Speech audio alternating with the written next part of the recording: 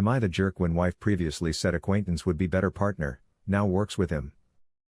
My wife Alice and I have been together for 9 years, married for 7. Prior to getting married, during a discussion we had about me being unhappy with her partying nature, Alice told me, "Don't take this the wrong way, but Chase, then boyfriend, now husband of Alice's former roommate Dina, would be a better partner for me." This was a real gut punch in lots of ways. I guess because Chase would stay out late drinking and partying most nights of the week, Alice thought that if her and Chase were a couple, he would be okay with her also staying out late drinking and partying most nights of the week. Well, about 10 months ago Chase approached Alice about doing sales consulting for his business. Alice already has her own business and does better than she ever did before, so the opportunity from Chase wasn't something we need to keep the lights on, but every extra bit helps. I expressed my initial concerns to Alice. She tried to reassure me in different ways, like she did when she had first said he'd be a better partner for her. Chase was a bro, parties too much, too loud, etc. All the while I know Chase and I are different people.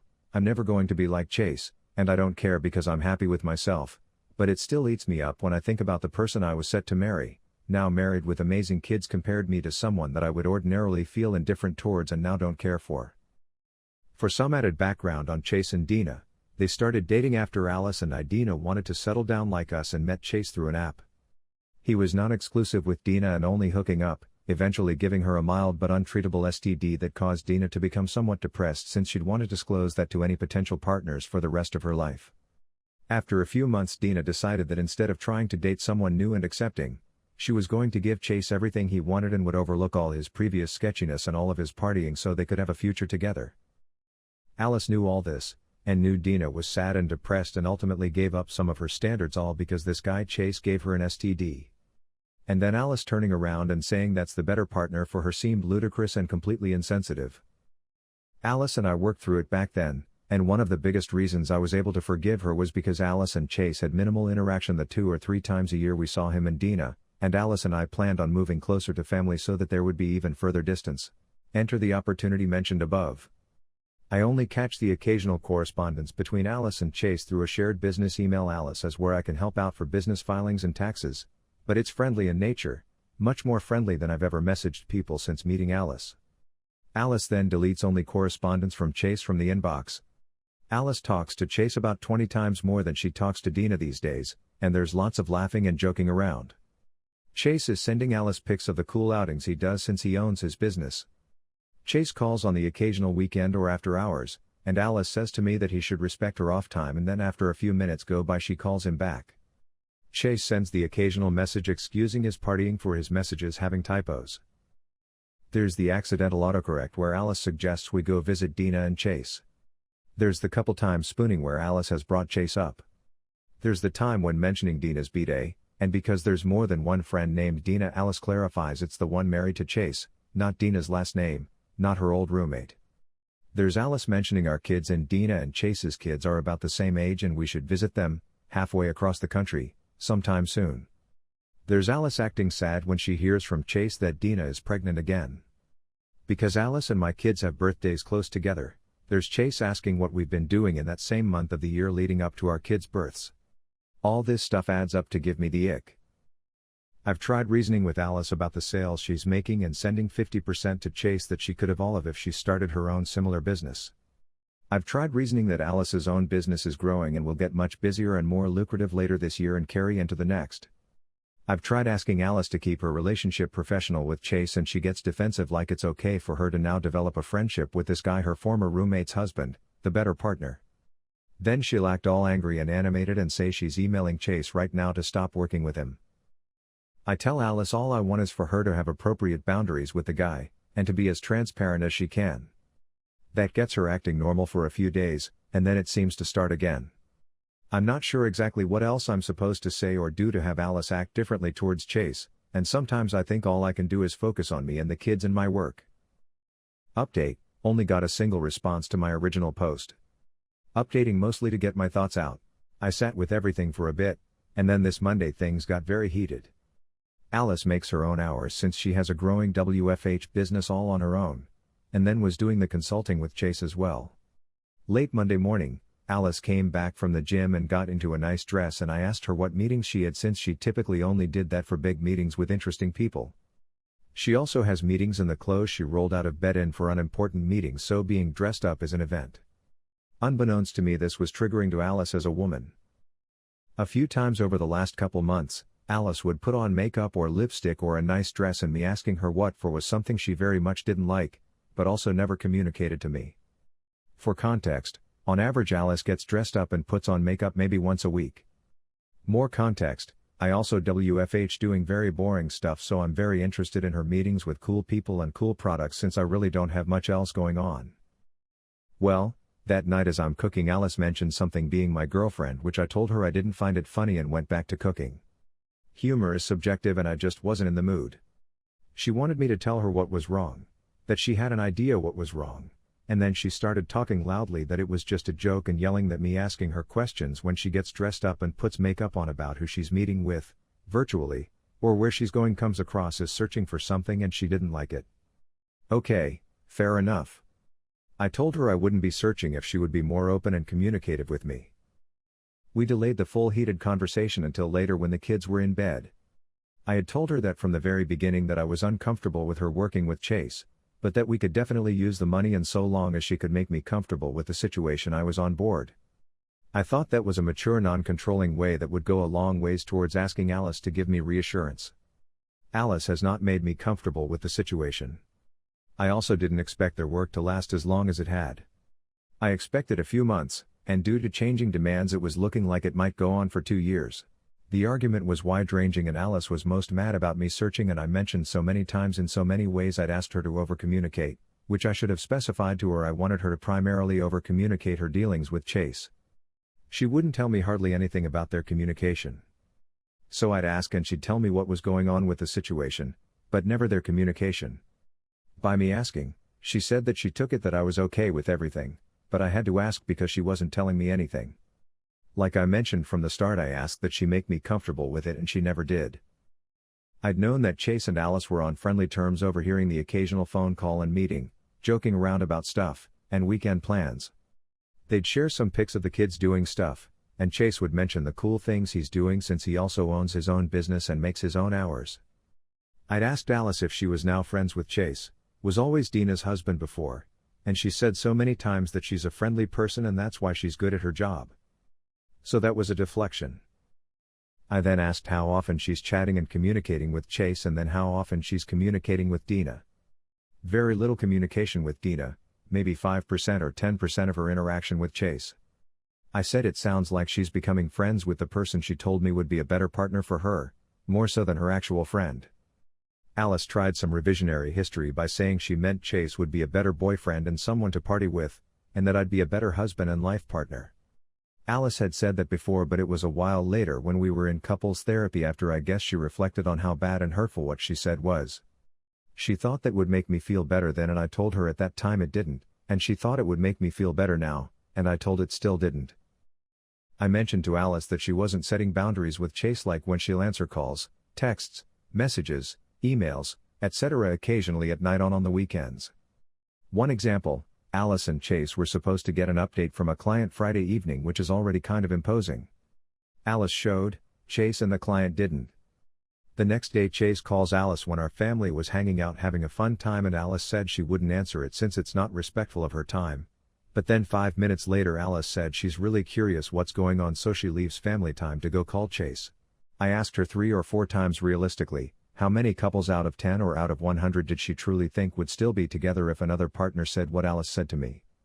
Alice never answered and instead deflected by saying, "Well, why did you forgive me?" Alice told me how she disliked Chase and the type of person he is, even though she suggested visiting Dina and Chase before. I told Alice, "Don't tell me that you don't like him, show me."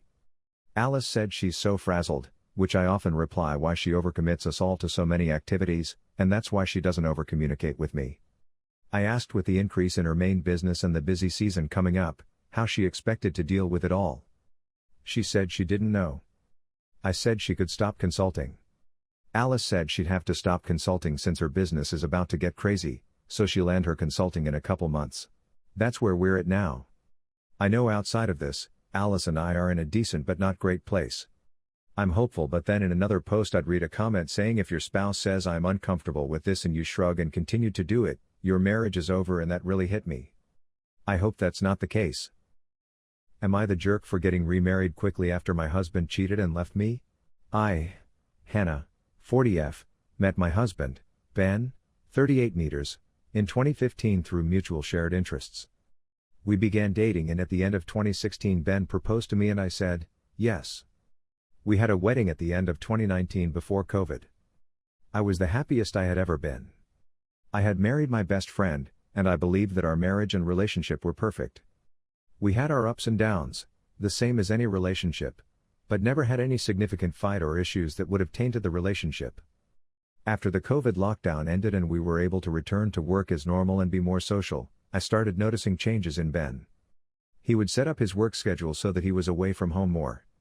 He wouldn't accompany me to things like movies or family outings. He would get short and snappy with me. He just began to feel cold and distant. In my heart, I felt like he had already left me. In March of 2022, I had to travel out of state for a weekend. While I was gone, Ben would not answer my phone calls, texts, etc. He also disconnected and deactivated the security systems at our home. All red flags. After crying and battling myself internally over what I should do, I decided to return home from the trip a day early without telling Ben. I got home at 3 a.m. on Sunday. Ben wasn't expecting me home until Monday. When I came into the house, Ben was asleep alone and his phone was beside of him. I picked it up and walked out of the house to go through the phone, the first time I had done this in our relationship. The things I found made me sick. He had been sending pictures through Snapchat to various women. He had been Googling addresses and directions to different women's houses. I checked the GPS in his car and the addresses had been entered there. Ben suffered from ED, so he kept Viagra in the house. I knew he had just refilled the prescription before I went out of town, so I grabbed the bottle and found that several pills were missing since I left on Friday. His screen time showed hours and hours logged in the messenger and phone, but he had deleted all phone call records and text messages so that I could not see who he had been communicating with. Then I found the Vault, an app where you can store photos and videos with password protection. I sent myself pictures of all of the various evidences I had found on his phone. I woke Ben up and told him that we needed to talk. When he saw that I was holding his phone, he became as white as a ghost and tried to attack me to retrieve it. I handed it to him and told him I had already seen all that I needed to see. I asked him what the password was to the Vault on his phone, as we had an open device/password policy in our relationship. He absolutely refused to give it to me. He told me he would rather end the relationship than give me the password. That told me everything I needed to know. I took steps the following few days to initiate divorce proceedings. I was so devastated that my best friend, my partner in life, had treated me like this and so easily tossed our 7-year relationship away. I went into a state of depression. I could not eat and lost close to 30 pounds, could not sleep, missed several days of work, had to go to counseling, and take medications to try to feel normal. After about 2 months of this, my best friend, Mallory, 40F, begged me to get on a dating app to meet some people. I was hesitant because I had never been on a dating app, but thought, what the hell, maybe it will help me get over Ben. I joined Tinder and matched with Jake, 33 meters. Jake and I had a lot of fun chatting with one another and eventually decided to meet in person. I was open and honest about my situation with Jake and let him know about my divorce and ex-husband. Jake thought Ben was an idiot for ending our marriage and losing a woman like me. Jake and I increasingly began spending time together and were inseparable after a few weeks.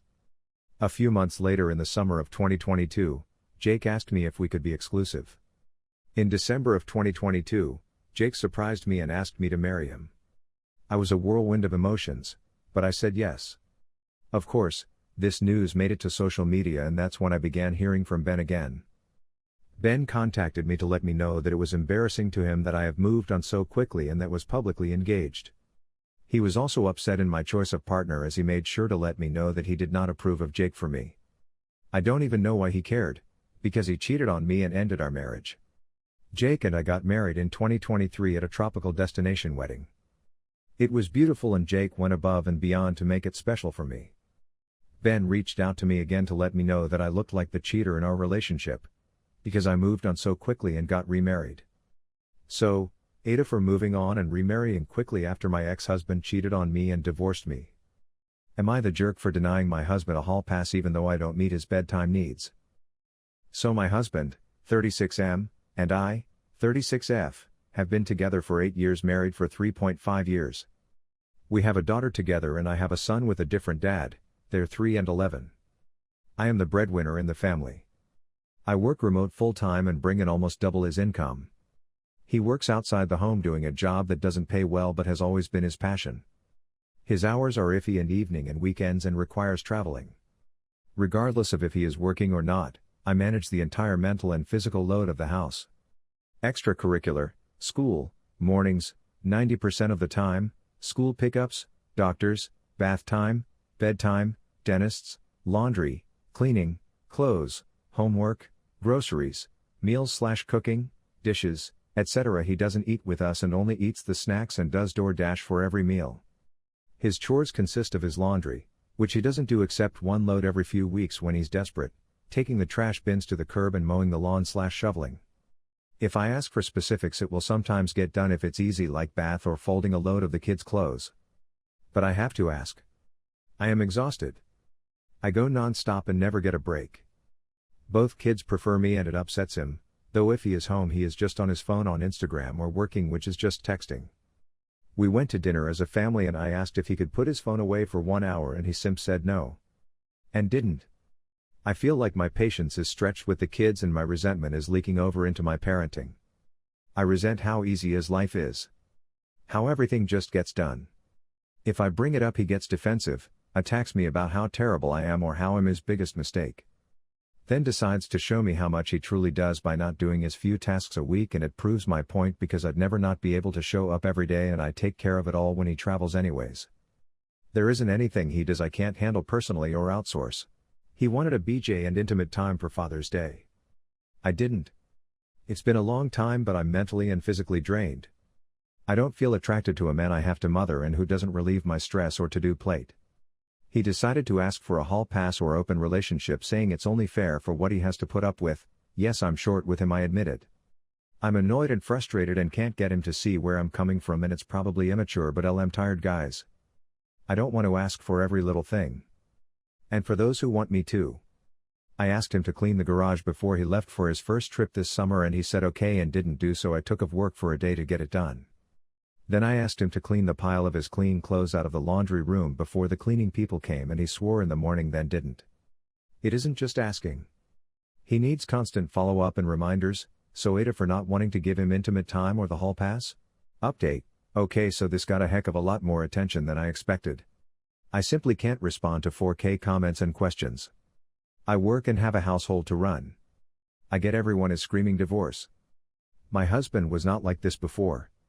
He has always suffered depression and anxiety, is on meds, expensive, but stopped seeing his therapist because he can't afford it. Which he blames on me, but really his hundreds of dollars in DoorDash a month would pay for it, but I've also put more of my income in the joint account so he had more free funds for therapy, he just chooses not to. I don't think he's a terrible person. His trips and work are justified. I am not concerned of a current side piece, he just has issues prioritizing the family and claims it was who he was before I married him. I guess I just thought family and kids would rearrange some priorities, as it does with most adults entering that phase of life. I am not using intimate time as a form of control or punishment. I simply am exhausted and not interested. I believe intimate time should be mutual because both partners should get something out of it. It's hard to feel the connection and find the energy. It's not enjoyable for me, it's an extra chore to complete. Divorce is something I have considered and discussed with my therapist. But I just don't know yet if this is something we move through together or move on from. I wish he'd be open to marriage counseling so we could improve communication. It's a huge and important barrier we have. Clearly I've made mistakes with men in the past. I'm not perfect. I have done a lot of self-growth the last 3 years in many ways. I finally found self-love, value and strength. I know my flaws. I work on them daily and fail a lot, but take ownership and keep trying to do better. I'm not perfect and never claim to be.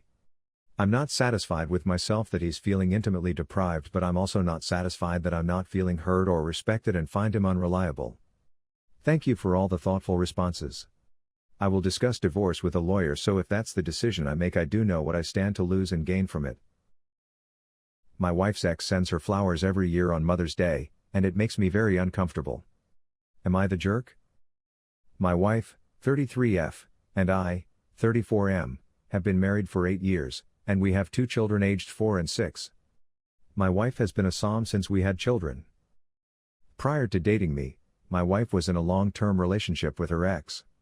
Ever since we had our first child, he had been sending her flowers every year on Mother's Day, and it always made me very uncomfortable, but my wife was always appreciative of those flowers, and she called him and thanked him every time. It frustrated me because I try and make the day as special as possible for her, and she still sought external validation from her ex, who she has no reason to even be in contact with anymore. I expressed my feelings many times to her over the years, but she always said I'm overreacting and that he is just sending flowers on Mother's Day to appreciate her as mother, and there was nothing more to it.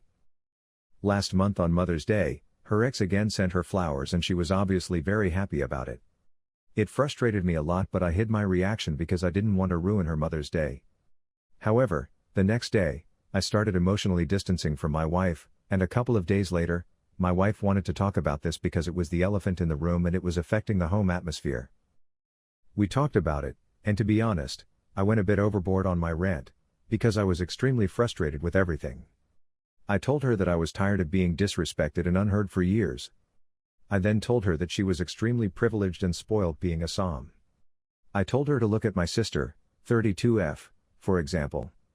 My sister also had 2 children, but she was a single mom as her deadbeat ex cheated on her. My sister also worked at a big tech company, she was hardworking, and she was the type of woman who deserves a Mother's Day gift and appreciation, and not my wife. I immediately regretted saying all that, and felt extremely guilty after because my wife didn't say anything, she just seemed shocked. We didn't speak much after that. That night, she cried. The next couple of weeks were pretty rough, and we barely spoke. After that we slowly started speaking again, and we both agreed on looking for a couples therapist.